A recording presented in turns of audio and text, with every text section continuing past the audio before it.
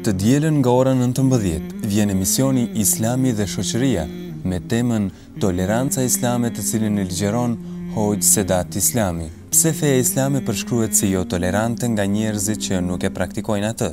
Kjo në radhë të parë, për shkak të mërisë dhe inateve, do të thotë fanatizmit të itharëve të feve tjera. Çfarë thot Allahu për kooperacinë? Thot Allahu, dhe ti mos e lidh dorën pas qafe, mos u bë dorë shtrengues, mos u bë kooperac, por edhe mos e shtri dorën tënde tërësisht. Cili është rreziku i veprave ekstreme që përmenden në këtë emision?